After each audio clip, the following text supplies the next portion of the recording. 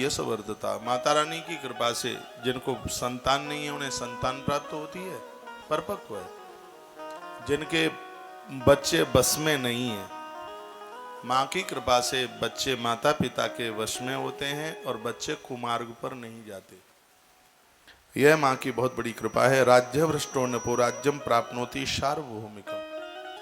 जिन लोगों की संपदा दुष्टों के द्वारा छीनी जा रही है, उस संपत्ति का बचाव हो जाता है माता रानी की कृपा से। और फिर कहा विद्यार्थी पूजनम यस्तु करोति नियतेन्द्रिया। विद्यार्थी बच्चे यदि मां को पूजते हैं, संपूर्ण विद्याएं उन बच्चों के पास चल के आ जाती। कल भी मैंने आपको निवेदन किया था कि अपने बच्चों को बोलिए दुर्गा सप्तशती में दुर्गा कवच का पाठ शुरू करना। ऐसे संपूर्ण विद्या चल करके आएगी और बच्चे सुरक्षित रहेंगे, संयमित जीवन जिएंगे। माइकोली विद्यार्थियों के लिए दुर्गा सप्तशती का दुर्गा कवच वरदान है। विद्यार्थी पूजनम यस्तु। बच्चे मां के दरबार में जोत जलाएंगे, मां का नाम लेंगे, वंदन प्रणाम करेंगे, दुर्गा कवच का पाठ करेंगे, संपूर्ण विद्याएं उनके पास में आ जाएंगी और जो कुविद्या है वो नष्ट हो जाएगी। कुविद्या है, फालतू की है, वो किसी मतलब की नहीं है, वो सब समाप्त हो जाएगा, सब बढ़िया ही बढ़िया रहेगा। इतना बड़ा प्रभाव नवरात्रि के पूजन का है। देखो माता पिता पूजन करते हैं, आनंद की बात यह है कि इसका फल उनके बच्चों को मिलता है। बाढ़े पुत्र पिता के धर्मा। वैसे भी कहा गया है कि माता पिता का भजन जितना होता है उससे बच्चों की वृद्धि होती है। मेरे युवान भाई बहन मुझे सुन पा रहे हो, आपको बहुत अच्छी नौकरी मिली है और आपका बहुत अच्छा व्यापार चल रहा है, इसमें माता पिता की तपस्या का भी एक बहुत बड़ा परिणाम है। आपको अच्छे संत मिले हैं, अच्छे जन मिले हैं, अच्छे मित्र बांधव मिले हैं, तो सत्य यही है, इसमें माँ बाबू जी की भी एक बहुत बड़ी तपस्या है। मैं एक प्रमाण दे रहा हूं रामायण का। मेरे प्रभु श्री राम जी महात्मा अगस्त के दरवाजे पर खड़े थे। 3 महात्माओं से भगवान ने 3 बातें करी हैं रामायण में। अब नवरात्रा चल रही है, नवरात्रा में राम जी की चर्चा कर लेना बहुत ज्यादा अच्छी बताई है बात, इसलिए मैं बीच बीच में बात कर लेता हूं। महात्मा अगस्त के साथ 2 महात्मा और हैं। 3 महात्माओं से राम जी ने 3 बातें पूछी। एक महात्मा से भगवान ने रास्ता पूछा, एक महात्मा से भगवान ने रहने के लिए स्थान पूछा, मैं कहाँ रहूं, और एक महात्मा से भगवान ने निशाचरों को मारने की विधि पूछी। जिनसे रास्ता पूछा उनका नाम भरद्वाज है, रहने के लिए जगह पूछी उनका नाम महर्षि वाल्मीकि है, लेकिन निशाचरों को मारने की विधि जिससे पूछी प्रभु राम जी ने, उन महात्मा का नाम है महात्मा अगस्त और माइको। तो जब अगस्त के दरवाजे पर सुदीक्षण लेकर के गए प्रभु श्री राम जी को, तो महात्मा अगस्त ने कहा, राम तुम कितने भाग्यशाली, तुम कितने बड़भागी हो, इस दंडकारण्य वन में तुम्हें साधुओं का दर्शन हो रहा है। प्रभु श्री राम जी ने कहा था, गुरुजी इसमें मेरा कुछ भी नहीं है, ये मेरे माता पिता की तपस्या है, जिसकी वजह से उनका पुत्र राम संतों का दर्शन कर रहा है। तो माँ बाबू जी जितने तपस्वी हैं, उसका पूरा असर उनके होने वाली संतान के ऊपर होता ही है। इसलिए आप सबको साधक बनकर के ही जीवन का निर्वहन करना चाहिए। आपकी तपस्या के द्वारा, आपके दान पुण्य के द्वारा आपके बच्चों का उत्कर्ष होता है। इसलिए सभी को धार्मिक होना ही चाहिए। माता के नवरात्रा की पूजा के बारे में बात चल रही है, तो कहा ब्राह्मणा क्षत्रिय वैश्य कनिष्ठो वा भक्ति संयुता। आनंद की बात यह है, इस पूजा में 4 वर्णों का अधिकार है। 4 वर्णों के लोग, हर जाति का व्यक्ति मां परंभा की पूजा करने में स्वतंत्र है। ऐसा नहीं है कि हमारा जन्म छोटी जाति में हुआ है, हम मां को नहीं पूज सकते, नहीं। महात्मा भगवान व्यास ने कहा, पूजिए जगताम धात्रीम सा सर्वसुख भाग्य भवे। जो भी कोई मां की पूजा करेगा वह सुख के साथ जिंदगी का निर्वहन करेगा। 4 वर्णों के लिए मां की पूजा की बात कही गई। नवरात्र व्रतम कुर्यान नर नारी गणश्ययः वांछितम फलमाप्नोति सर्वदा भक्ति तत्परा। जो स्त्री अथवा पुरुष भक्ति भाव से होकर नवरात्रा में माता रानी को पूजा करेंगे, उनको मनोवांछित फल प्राप्त हो जाएगा। जो इस बार नहीं कर पाए मनौती मांग लें, कहें माँ आने वाली शारदीय नवरात्रा में हम आपका व्रत पूजा अनुष्ठान करेंगे, माँ आप कृपा कर दीजिए और हमें इस चीज की जरूरत है, माँ तेरे भंडार भरे हैं, तेरी कृपा से सब कुछ मिल जाएगा, हमारी इस मनौती को पूरा कर दीजिए, माँ कृपा कर देगी, बिल्कुल कर देगी। आस्वने शुक्ल पक्षे तु नवरात्र व्रतम शुभम करोति भाव संयुक्तम सर्वान् कामान वाप्नुयात्। चैत्र की नवरात्रा व्यापार वाणिज्य को बढ़ाने में बहुत आगे,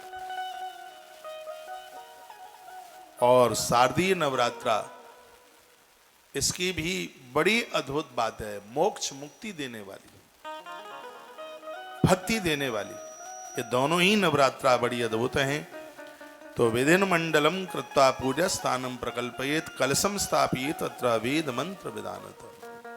एक ब्राह्मण को घर बुलाइए और वेदोक्त मंत्र के द्वारा कलश स्थापन कराइए, कलश पूजिए, कलश रखिए। इस पूजा में कलश की बड़ी महिमा है। यंत्र सुरुचिरम कृत्वा स्थापित कलशोपरि बाप यत्ता श्याम पार्श्वस्था परिवार्तित। आपके पास कोई दुर्गा यंत्र वगैरह है उसको भी रख के पूज सकते हो। कलश के ऊपर नारियल रखिए। पूरी की पूरी बात बताई गई। त्रिकालम तत् कर्तव्य पूजा शक्ति वित्त साष्टम न कर्तव्य चंडिकाया शास्त्र पूजन। माँ के पूजन में पुष्पमाला इत्यादि से माँ को बतासा बहुत चलता है पूजा में। आप 500 रुपया किलो की बर्फी से आप पूजा करते हैं। ये बाजारू चीजें इतनी भ्रष्ट हो गई हैं, मैं यहाँ क्या बताऊं। कल सुदर्शन न्यूज वालों ने कल एक बड़ा पर्दाफाश किया है। फूड कंपनी में इस देश की सबसे बड़ी कंपनी मान लीजिए, नाम तो यहाँ से नहीं बोलूँगा, जैसा कि वो दिखा रहे थे, हम शिवखोरी में थे तो मुझे मोबाइल पर दिखाया जा रहा था कि उनके इतने बड़े कारोबार में जिनको सात्विक शाकाहारी ही माना जाता, उनके यहाँ भी मांस के लोथड़े मिले। नवरात्रा जैसी पावन जगह पर, पावन समय पर। इसलिए मेरा आग्रह पूर्वक निवेदन है कि इस पूजा में बाजारू चीजों को प्रयोग में न लें तो ठीक है। बतासे का भोग लगाइए, गुड़ का भोग लगाइए, चना बनाइए घर पर, ये सब चीजें लगाइए। बाजारू चीजों को प्रयोग में न लीजिए। ये गुटखा खाते हैं, बीड़ी पीते हैं, तम्बाकू खाते हैं, शराब पी करके बनाते हैं सब, नहाते धोते हैं नहीं। जूतियां चप्पल तो बहुत छोटी बात रह गई। तो इनके हाथ का वो बना हुआ और वो सब, फिर उसको आप भोग लगाते हैं। मैं बड़ा बड़भागी हूँ, भाग्यशाली हूँ, क्योंकि बाजारू चीज नहीं खाता और बहुत बरसों से नहीं खाता। और आप मेरे लिए लाया भी ना करें बाजार की चीजें को। मैं कितनी बार कहता हूँ, काजू की बर्फी लाते हो, गुड़ ले आओ, गैया को खिला देंगे, तत्काल पुण्य आपको प्राप्त मिल जाएगा, हो जाएगा। ये सब बाजार की जो चीजें हैं, जो सब हमारे धर्म कर्म को बिगाड़ने में लगी हुई। जो ये गीला है तो सब फल है, फ्रूट है, उसमें तो कोई दिक्कत नहीं है। सूखा है, ड्राई फ्रूट है, उसमें तो क्या मिलावट होगी। लेकिन और ये मिठाइयाँ हैं, इनमें तो मिलावट के अलावा और है ही क्या इसमें। तो माता रानी की पूजा में बतासा है, गुड़ है, ये सब चीजों को बताया गया है। धूप दीपई सुनैवेद्य फल पुष्पई नेकसम गीत वाद्यम सूत्र पाठई वेद पारायणस तथा। रात्रि को आधी रात्रि तक जागरण करे माँ का। उत्सवस्तत्र कर्तव्यो नाना विधिस्त संयुते उत्सव माना है। एवं संपूजनम कृत्वा होमम मंत्र विधानत अष्टम्याम वा नवम्याम वह कार्येद वेदस्त पूर्वकम। लिखा है अष्टमी को हवन, नवमी को हवन, दोनों दिन के हवन की बड़ी महिमा है। अष्टमी का कन्या पूजन, नवमी का कन्या पूजन, दोनों की महिमा है, वर्णन है। ब्राह्मणान भोजयन पश्चात पारणम दशमी दिने। अब ये वो बात आ गई, देखो स्पष्ट लिखा है ब्राह्मणान भोजयान पश्चात। इसमें दो बातें लिखी हैं, नवमी को कन्याओं को पूजन करा दो और दशमी को ब्राह्मण को भोजन करा दो। दसवीं को ब्राह्मण को भोजन कराने के बाद अपना पारण है वो दशमी को कीजिए। जो माँ का भगत है 9 दिन जिसने अनुष्ठान किया है, वो नौमी को अन्न नहीं, वो दशमी को प्रसाद लें, ब्राह्मण को भोजन करा के। मेरी बात तो स्पष्ट ग्रंथ में लिखी है, ब्राह्मणान भोजन पश्चात पारणम दशमी दिने, स्पष्ट लिखा है। वह अपने व्रत का पारण है वो दशमी को करे। नौमी को भी आप कर लेते हैं तो अपराध नहीं है, लेकिन अनुष्ठान की पूर्णता, पूरी पूर्णता तब है जब आप खुद का जो भोजन है वो आप दशमी को करें, दशमी के दिन। और माता रानी के भक्तों को तो ये चाहिए। अब तो खैर मैं अन्न नहीं खाता, जब भी मैं अन्न खाता था तब मैंने नौमी को कभी भोजन नहीं किया। तो मैं माँ का पुजारी हूं, मैंने हमेशा प्रसाद दशमी को ही लिया। नौमी के दिन कन्याओं का पूजन किया, उन्हें भोजन कराया, कभी कभी ब्राह्मणों को भी भोजन दशमी को करा दिया, नहीं तो ज्यादातर ऐसे नौमी को कन्या पूजन करके दशमी को ब्राह्मण को भोजन करा के उसके तत्पश्चात फिर 10वें दिन जाकर के भोजन प्रसाद लिया। तो इन सब नियमों को हम लोगों ने खुद फॉलो किया है। तो इसमें स्पष्ट वर्णन है, ब्राह्मणान भोजन पश्चात पारणम दशमी दिने, दशमी के दिन ब्राह्मणों को भोजन करा के फिर दशमी के दिन आप भोजन कीजिए। कर्तव्य शक्ति तो दानम देयम भक्ति परिण्य पर, भोजन करने से पहले अपनी शक्ति के अनुसार जो भी आप दान पुण्य कर सकते हैं वो दान पुण्य करने के बाद, संकल्प करने के बाद ही भोजन लीजिए। कर्तव्य शक्ति तो दानम, जो भी अपनी शक्ति है, शक्ति तो दानम देयम भक्ति परिण्य पर। हे राजन, उन लोगों के लिए माँ भगवती की कृपा के कपाट खुल जाते हैं जो इस हिसाब से माँ का अनुष्ठान करते हैं। अरे आप तो ताली भी बड़ी सुंदर बजा लेते हैं, बजा तो लेते हैं लेकिन बजाते बहुत कंजूसाई से।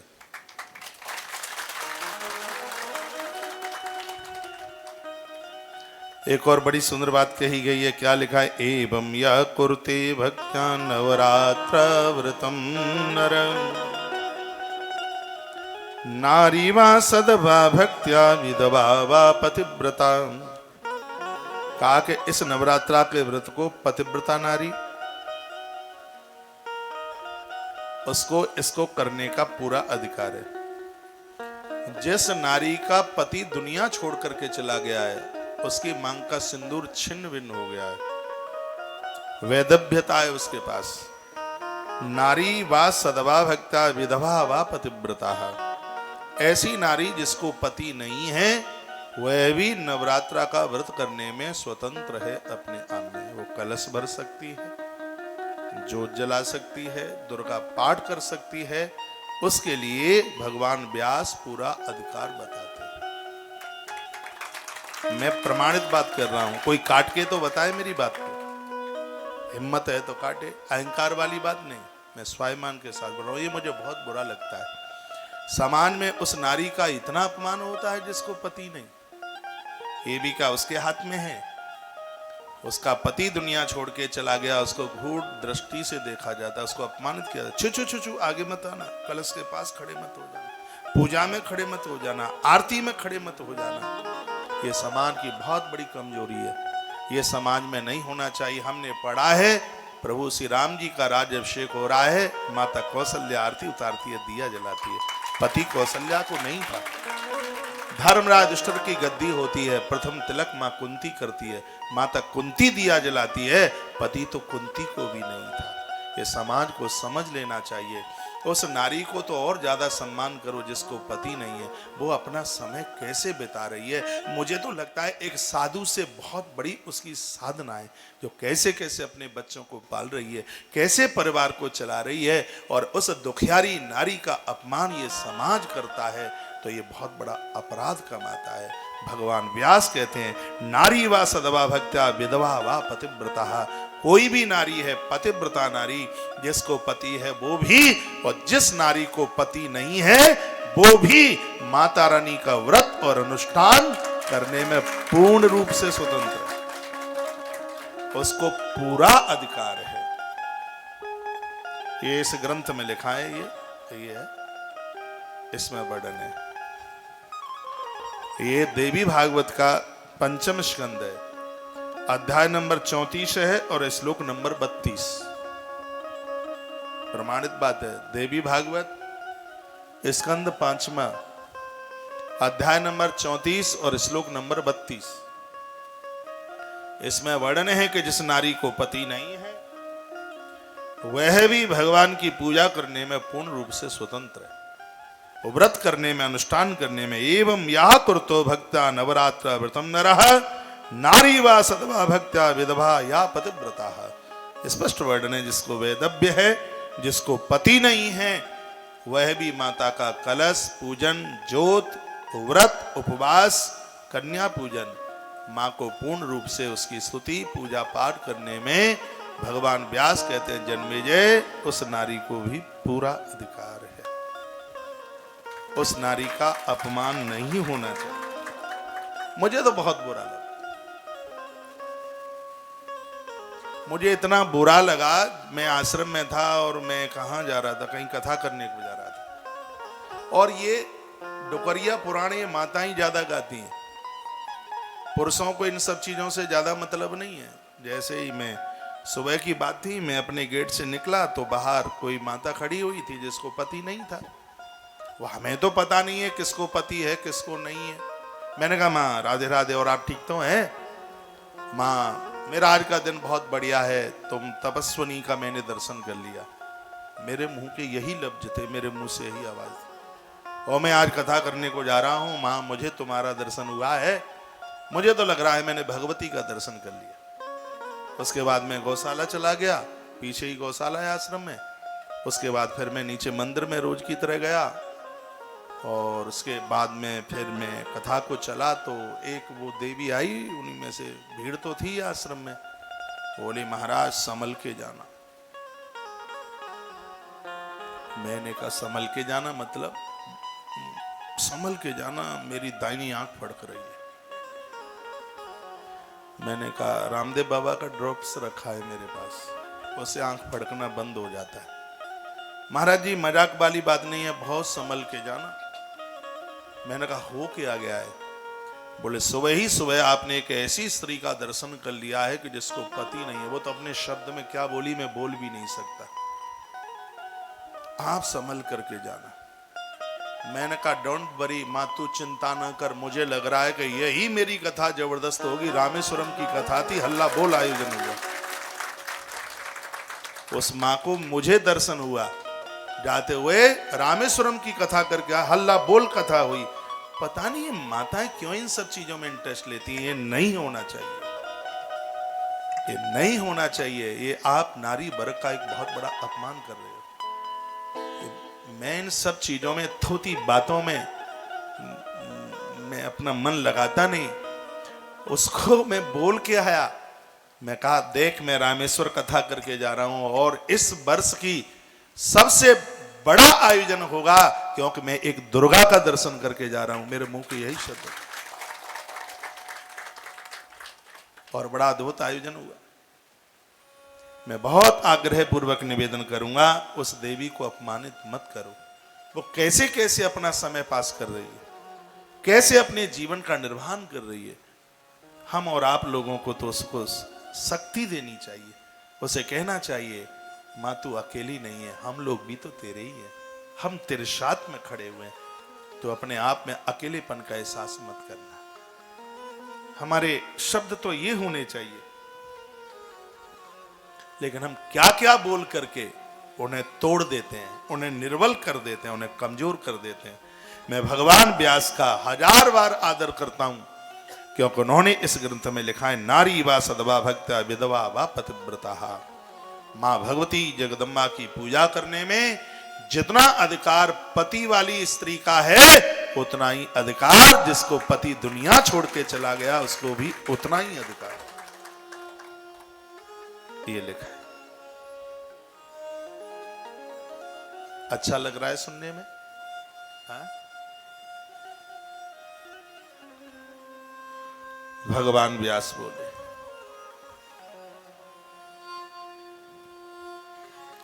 यह लोके सुखम भोगान प्राप्नोति मनसोप्सितान्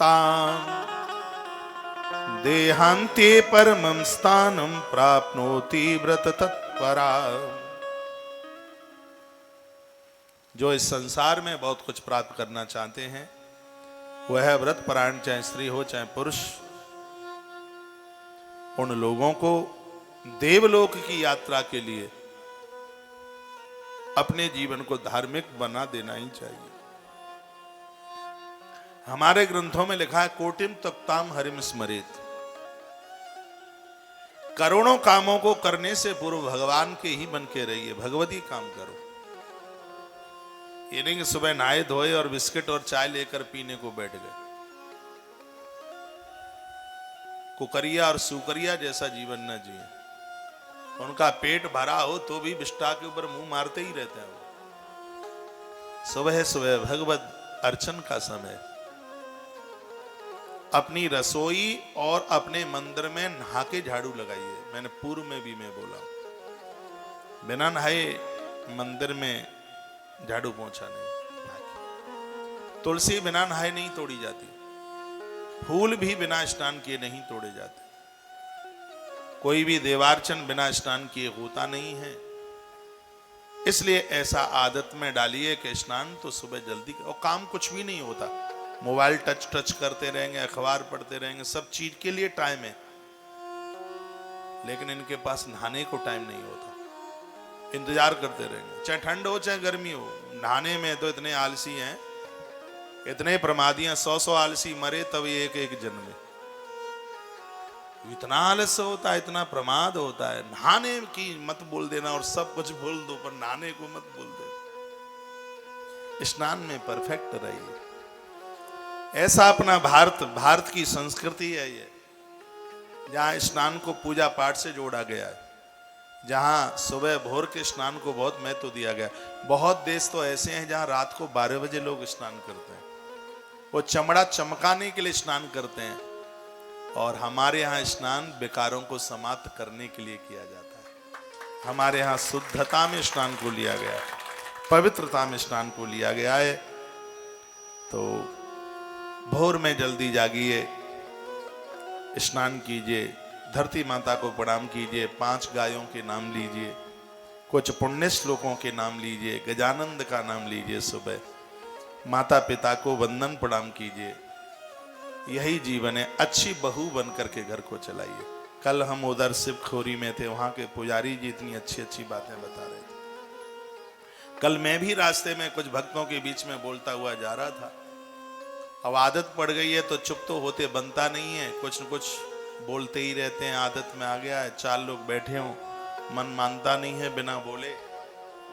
कोई मैसेज था आचार्य जी के मोबाइल में, कहा बेटा बहुत बड़ा डॉक्टर बन गया है, माता पिता को पूछता नहीं है, मानता नहीं है, घरवाली से प्रेम करता नहीं है। वो बड़ी दुविधा है, बड़ी दिक्कत परेशानी है, पैसा बहुत कमाता है लेकिन सुख नहीं है। तो मैं आचार्य जी को बोल रहा था, क्या बताऊं, इतना हम प्रवचन में बोल देते हैं। आप बच्चों को डॉक्टर कलेक्टर तो बना रहे हैं, लेकिन आप अपने बच्चों को मनुष्य नहीं बना पा रहे। पहले बच्चों को मानव बनाइए, उसके बाद में अधिकारी कर्मचारी जो बना सकते हो सो बना। सबसे पहले इन्हें मनुष्य तो बनाओ, इन्हें मानव तो बनाओ। ये मनुष्य बन करके डॉक्टर बनेंगे, ये तुम्हें भी पूछेंगे और जगत के प्राण भी बचा लेंगे, उल्टा पुल्टा काम नहीं करेंगे। सबसे पहले इन्हें मानव बनाओ। आज माता पिता बच्चों को मानव नहीं बना पा रहे। उनके पास ना तुम्हें बैठने को फुर्सत है, ना उनको बैठने को फुर्सत है। आप उन्हें वो दे ही नहीं पा रहे हैं जिस खुराक की आवश्यकता है। अच्छी बेटी बनिए। जब तक तुम बेटी हो तब तक माता पिता का नाम बढ़ाइए, बहू बनकर पति का नाम बढ़ाइए, और माँ बनकर के बच्चों की ख्याति कर दीजिए। यही पिता को चाहिए। दशरथ जैसा बाप बनिए, जिस धरती के अंधकार को मिटाने के लिए ऐसे पुत्र राम को प्रकट करता है, जिसकी पूजा आज मंदिर मंदिर में होती है। ऐसा पिता बनिए, ऐसा भ्राता बनिए, इतिहास में शास्त्रों में आपका नामांकन हो जाए। ऐसी बहू बनिए। माता जानकी का नाम पुण्य श्लोक में आ गया। पुण्य श्लोको नलो राजा, पुण्य श्लोको जनार्दना, पुण्य श्लोको च वैदेही। वो धरती की ऐसी बहू बनी जिसका नाम लेने से, सुबह ही नाम लेने से बुद्धि ऐसे चमक जाती है जैसे रीठा लगाने पर केश चमक जाते हैं। बुद्धि सीता माई का नाम लेने से ऐसे चमक जाती है, ऐसी बहू बनी। आप यहां बैठी हैं मेरी जितनी भी मातृशक्ति भाई लोग, आप किसी के भाई हैं, किसी की पत्नी है, किसी के बहन है, किसी की मां है। अपने अपने फर्ज और अपने अपने दायित्व को पूरा कीजिए।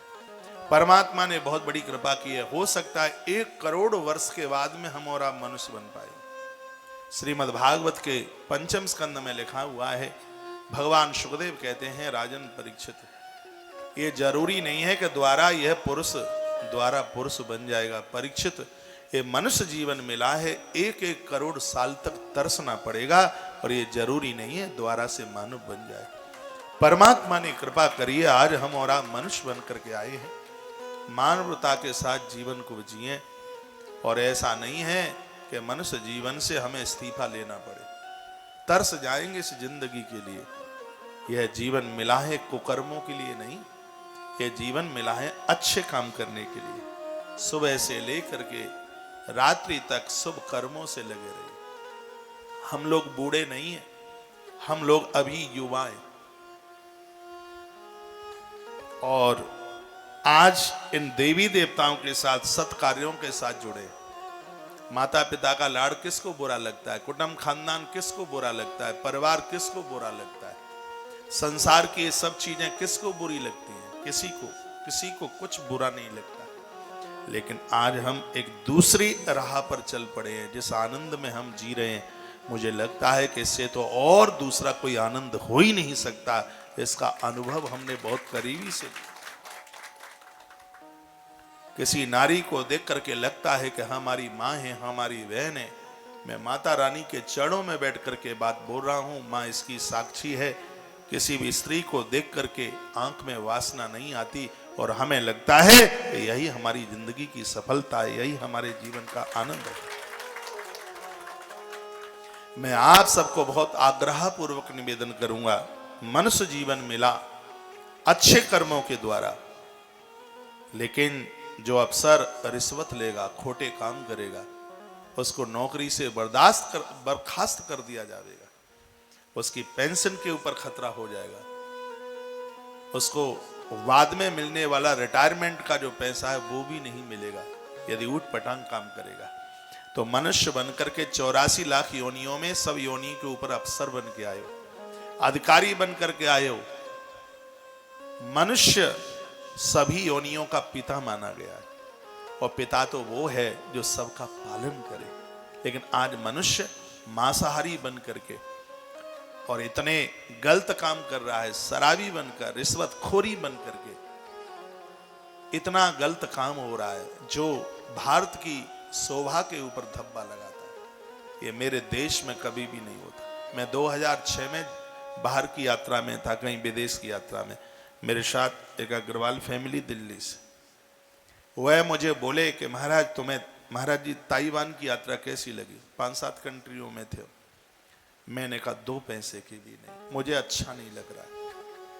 कहा कारण बताइए? कहा मेरे यहाँ मेरी माताएं बहनें पल्लू सिर के ऊपर रख करके चलती हैं, लगता है कि इसको प्रणाम करो, जिसके चरण छूकर इसका आशीर्वाद ले लो। लेकिन यहाँ तो 80 साल की बुढ़िया जीन्स पहन करके चलती है।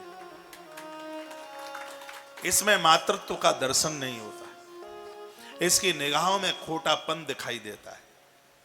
और ये मैं गलत बात नहीं कह रहा हूं। मैं एक मोबाइल, कहाँ मैं विदेश की कौन सी धरती पर था, इतना सा मुझे ध्यान, ताइवान के पास में ही कुछ था, अब मुझे ध्यान में नहीं। मैं एक दुकान पर मैं एक मोबाइल खरीदने को, तो वहां पर लड़कियां ज्यादा दुकानों पर बैठती हैं, ये बिल्कुल सही है। वो घूर के बहुत देर तक देखती रही, और मैंने उसको ये पूछ ही लिया, क्या बात है, तुम बार बार मेरी तरफ क्यों देख रही हो? तो उसने अपने लिहाजे में जो जवाब दिया, वो मैं इस पवित्र व्यासपीठ से मैं यहां से बोल नहीं पाऊंगा। उस दिन मैंने बोला था कि हे परमात्मा, इस भक्ति के द्वारा यदि द्वारा से मुझे जीवन मिले तो मुझे मेरे भारत में ही जन्म देना। मेरे भारत जैसी संस्कृति तो कहीं हो ही नहीं सकती। अपने बच्चों को आप डॉक्टर बनाएं, अपने बच्चों को आप कलेक्टर बनाएं, उद्योगपति बनाएं, जो बनाएं सो बनाएं। सबसे पहले इन्हें मानव बनाइए, सबसे पहले इन्हें मनुष्य बनाइए। अभी छोटे ये बन जाएंगे। ये आपके हाथ मुट्ठी से चले गए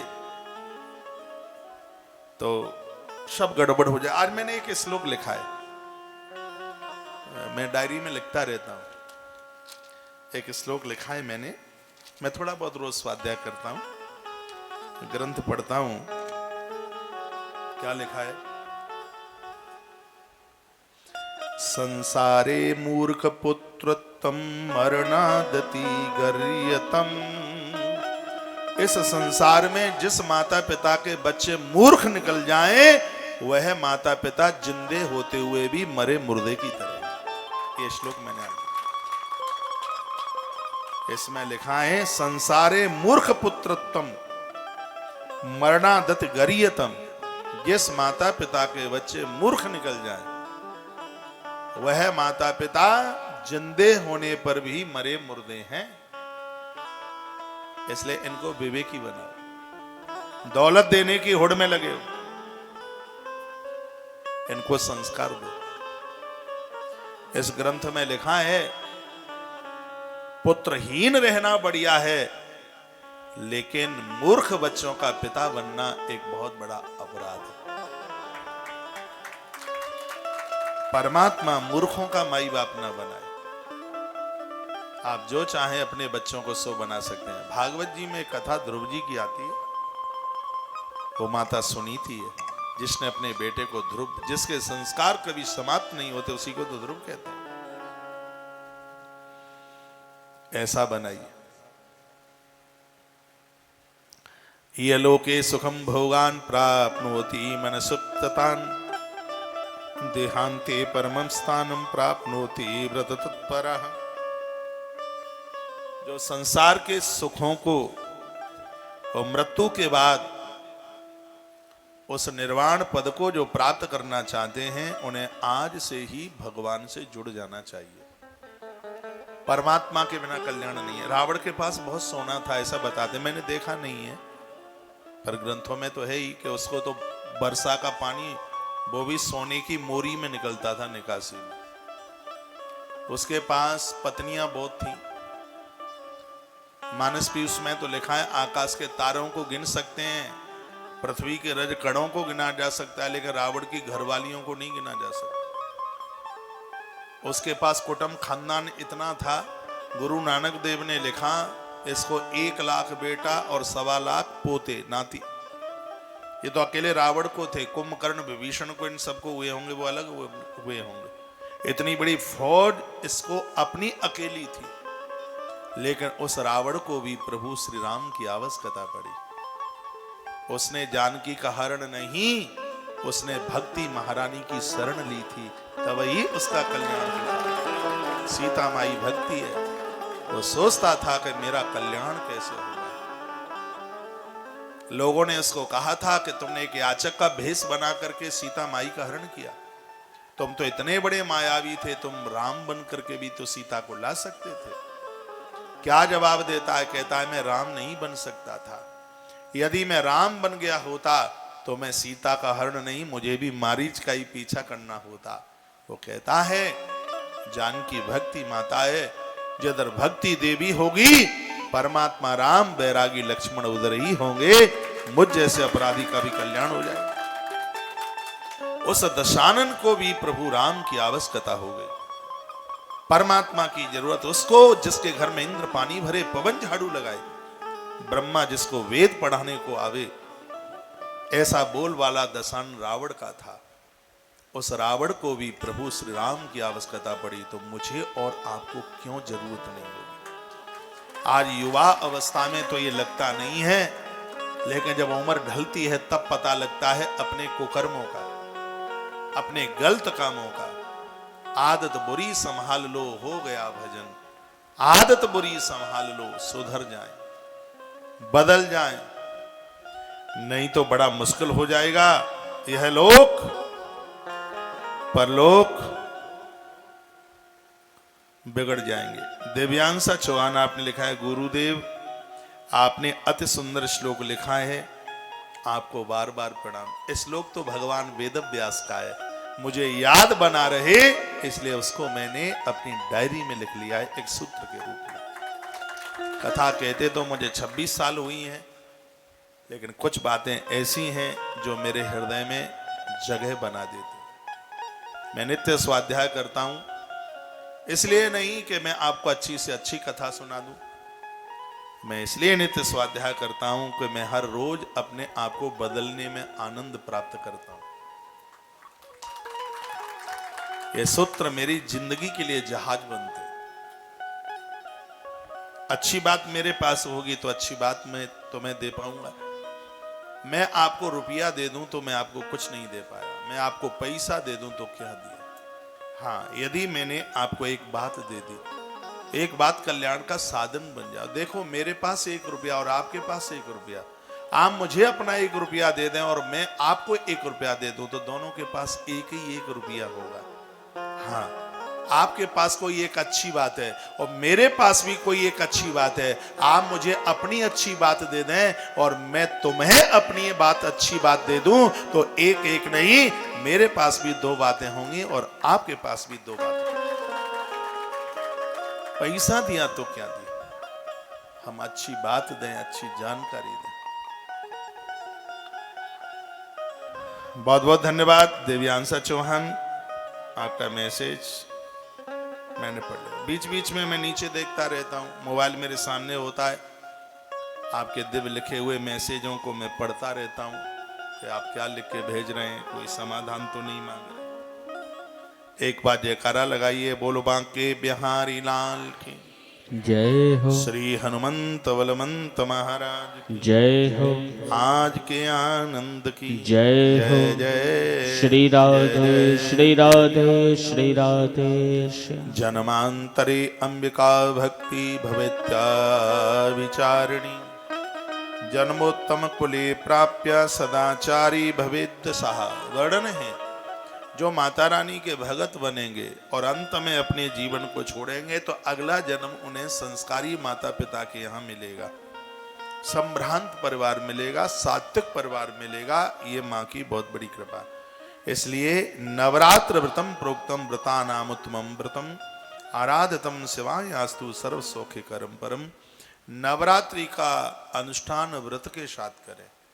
नवरात्रा में जितनी चीजें हैं वो सब एक तरफ हैं और जो व्रत है वो एक तरफ। सुन लीजिए, कलश स्थापन से जितना पुण्य मिलता है, अखंड ज्योत जलाने से जितना पुण्य मिलता है, दुर्गा सप्तशती का पाठ करने से जितना पुण्य मिलता है, सुबह शाम की आरती करने से जितना नवरात्रा में पुण्य मिलता है, नवाहन व्रत नवाहन मंत्र का जप करने से जितना पुण्य मिलता है, नवरात्रा में उपवास करने से उतने फल की प्राप्ति होती है। ये 5 चीजें मिलकर जितना पुण्य देती हैं, व्रत अकेला उतना पुण्य प्रदानित कर देता है। इसलिए नवरात्रा में उपवास की बहुत बड़ी महिमा। यह सूत्र मैंने कालिका पुराण से आपके बीच में रखा है। यदि रोटियां छोड़ सकते हैं, अन्न छोड़ सकते हैं तो छोड़िए। जो व्रत नहीं कर पाए, मेरा निवेदन है, कल अष्टमी है, 9 तारीख है, अष्टमी है, कल व्रत कर ले, एक केला जरूर खाएं। नवरात्रा में केले की महिमा, व्रत करें। कल अष्टमी को आनंदोत मग्न कर दें। कल भी कन्या का पूजन कर सकते हैं, परसों कन्या को पूजन करके हवन यज्ञ करके तो आप नवमी को भी भोजन ले सकते हैं। और जिन्होंने पूरा अनुष्ठान किया है, पूरा व्रत किया है, वह 10वीं को भोजन ले रहे हैं। अब फिर एक दिन में होता ही क्या है। हाँ।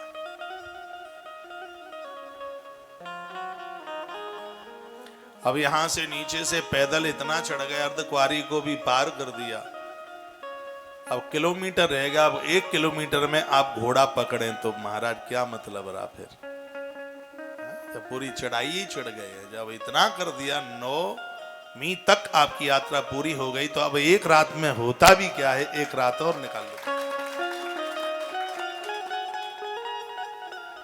दसवीं को ही ले लें, इस ग्रंथ में तो वर्णन भी आया दसवीं का। वर्णन क्या सुकंच परमं भूपः देहि सन्मन्मग्रहे पुनः पुत्रदारान्मासाद्यः लप्सते नात्र संशया। गर्भिणी नारी भी इस व्रत को करती है, दुनिया को सुख देने वाली संतान उसके गर्भ से प्रकट होती है।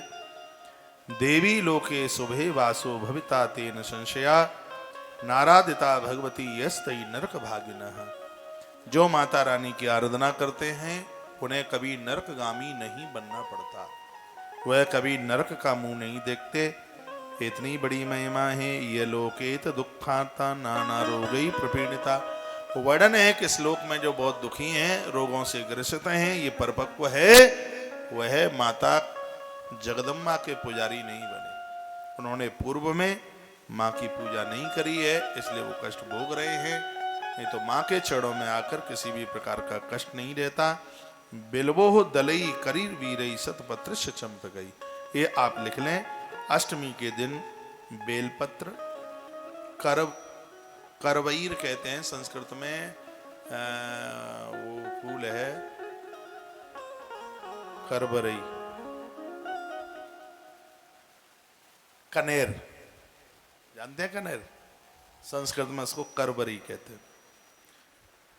और चंपकई, चंपा का फूल भी माँ उस पर राजी होती है। और गुड़ैल, कमल, गुलाब, ये माँ को चलने वाले फूल हैं, इनसे माता प्रसन्न होती है। और एक है फूल शतपत्रैषः, ब्राह्मी वगैरह, तो सब मैंने आपको बोल ही दी है। ये चीजें माँ को अति प्रसन्न करती है। धन विव सुखाड्यामान वामानवंतम सकल गुणगणानम भाजनम भारती सा, निगम पठित मंत्रम पूजिता यर भवानी नपतलिक मुच्यतई सा अवंती अलोके। अब आपसे वेद के तो बहुत मंत्र आते नहीं होंगे, माँ वेद वाक्य सुनकर बड़ी प्रसन्न होती है। तो मैं एक दुर्गा गायत्री आपको सुनाई देता हूँ, या उसको रिकॉर्ड कर लें या याद कर लें। और 100 माला जपने के बराबर एक देवी गायत्री का फल होता। हर देवता की गायत्री है। मैं दुर्गा मैया की गायत्री, पहले गणेश जी की गायत्री सुना दूं, तत् शंकर जी की भी सुनाई देता हूं। एक दंताय विद्महि वक्रतुंडाय धीमहि, एक दंताय विद्महि वक्रतुंडाय धीमहि तन्नो दंति प्रचोदयात्। ये गणेश जी की गायत्री है। शंकर जी की गायत्री ओम तत्पुरुषाय विद्महि महादेवाय धीमहि तन्नो रुद्र प्रचोदयात्। हनुमान जी की गायत्री रामदूताय च विद्महि वायुपुत्राय धीमहि तन्नो हनुमत् प्रचोदयात्। गुरुदेव की गायत्री, गुरु जी की भी गायत्री होती है। हिरण्यगर्भाय धीमहि ओम हिरण्यगर्भाय विद्महि वेदांतनाथाय धीमहि तन्नो सद्गुरु प्रचोदयात्। लक्ष्मी मैया की गायत्री, वो भी बड़ी अद्भुत है। मैं दुर्गा माँ की आपको सुनाई देता हूं। लक्ष्मी की विष्णु पत्नी च धीमहि, विष्णु पत्नी च, भूल गया मैं तो, बोलो बांके बिहारी लाल जय हो। लक्ष्मी मैया की बातें मुझे कम याद रहती हैं, सरस्वती मैया की बातें ज्यादा याद रहती हैं, क्योंकि मुझे ज्यादा जरूरत सरस्वती मैया की जरूरत ज्यादा पड़ती है, और आप सबको लक्ष्मी मैया की ज्यादा जरूरत पड़ती है।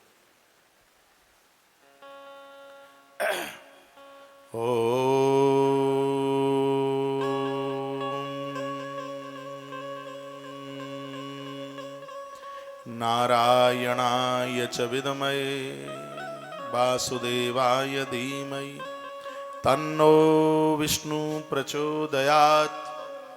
महालक्ष्मी च विद्महे विष्णु पत्नी च धीमहि तन्नो लक्ष्मी प्रचोदयात्। ये लक्ष्मी मैया की गायत्री। तो लक्ष्मी मैया और लक्ष्मी मैया के पति जी की दोनों की गायत्री सुनाइए आपको। अब है दुर्गा मैया की गायत्री। ओम कात्यायनी च विद्महे कन्या कुमारी च धीमहि तन्नो दुर्गा प्रचोदयात्। ये नवरात्रा में इसको तो बोला ही करे, आरती के बाद में बोले। आरती जब पूरी हो जाए, पुष्पांजलि करते हैं, तब ये मैंने कुछ गायत्रियां आपको निवेदित की हैं। ओम कात्यायनी च विद्महे कन्या कुमारी च धीमहि तन्नो दुर्गा प्रचोदयात्। नाना सुगंधि पुष्पाणि, ये बोल के फूल चढ़ाया जाता है। नाना सुगंधि पुष्पाणि यथा कालोद्भवानि च पुष्पांजलिर्मया दत्ता ग्रहण परमेश्वर। भगवान को फूल क्यों चढ़ाते हैं? क्योंकि सुमन को पवित्र मन से लिया गया। सुष्टुम मना सुमन, यानी ये फूल चढ़ाकर हम भगवान को कहते हैं, प्रभु हमने अपना निर्मल मन आपको समर्पित कर दिया है। और वो निर्मल मन पर बड़ा राजी होता है। निर्मल मन जन सोई मोहि पावा, निर्मल मन जन सो मोहि पावा। मोहि कपट छल छिद्र न भावा। निर्मल मन जन सो मोहि पावा। मोहि कपट छल छिद्र न भावा। भक्त वत्सल भगवान की जय हो। उनको निर्मल मन बहुत प्रिय है। जब आप देवी देवताओं को प्रणाम करते हैं, माताएं कभी लंबे होकर लेट के प्रणाम ना करें। भगवान को जब प्रणाम करें, आंख बंद करके एक श्लोक याद हो जाए तो उसे बोल ले। पापो हम पाप कर्मा हम पापात्मना पाप संभव त्रायमाम शरणापन्ना। हे प्रभु, हम अपराधी हैं, लेकिन आप हमें पापों से मुक्त करने वाले। हम प्रणाम करते हैं। पाय नाथ कहीं पाए गुसाई भूतल परे लकुट की नाई। रामायण की चौपाई बोल के, संस्कृत में श्लोक ना आवे तो पाय नाथ कहीं पाए गुसाई भूतल परे लकुट की नाई, ऐसा बोलकर भगवान को वंदन प्रणाम कर लीजिए। पूजा के बाद, आरती के बाद, पुष्पांजलि के बाद परिक्रमा और प्रणाम करने का भारी महत्व है। प्रसाद लेने का, प्रसाद बांटने का भारी महत्व है। शंकर जी की परिक्रमा लगाते हैं तो जहां पानी गिरता है जलहरी के सामने, उसको लांगा नहीं जाता।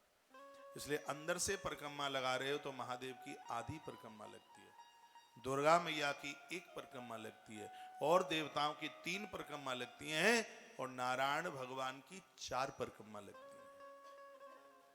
परिक्रमा की बड़ी महिमा है। यानि कानि च पापानि जन्मांतरी कृतानि च तानि तानि प्रेक्षन्तु प्रदक्षिणाम पदे पदे। परिक्रमा में एक एक पाम रखते रखते जन्म जन्म के पाप हैं वो क्षीण हो जाते हैं। इसलिए प्रदक्षिणा में, परिक्रमा में अपनी अवश्य में श्रद्धा रखिए। बात समझ में आ रही है? थोड़ा सा और रुक जाओ, पूरा पंडित बना के ही छोड़ेंगे आपको। ये सब चीजें ये काम में आई। बहुत आनंद हो रहा है। देवी लोके सुबेवासो भविता तेन संशया नाराधिता भगवती ये स्तई नरक भागिना। जो माँ को भजेंगे, पूजेंगे, उनको नरक का मुंह कभी भी नहीं देखना पड़ेगा। धन वैभव सुखड्या मानवा मानवंता। मृत्यु लोक में जिनको, आवाज ज्यादा जा रही है, मृत्यु लोक में जिनको धन यौवन संपदा और संस्कार, सन्मति और संपत्ति, जिन्हें ये सब कुछ चाहिए, वह अपने माता पिता के चरणों में श्रद्धा रखते हुए मां भगवती से कभी दूर न जाए। अपने मंदिर में जहां 5 देव पंच उपासना की बात की जाती है, उसमें मां जगदम्बा का नाम आता है। जन्मेजय राजा ने पूछा, मां की कृपा से किस किस की गरीबी का नाश हुआ? अब आप हमें ये बता दें। आपने कई बार कहा है कि माँ की कृपा के द्वारा गरीबी का नाश होता है, तो कोई ऐसा इतिहास है क्या माँ का जिसने पूजन किया हो और उसकी गरीबी का नाश हो गया हो? भगवान व्यास ने कहा है ना, तो कहा गुरुदेव सुनाइए, वही कथा हम तुम्हारे चरणों में बैठकर वो सुनना चाहते।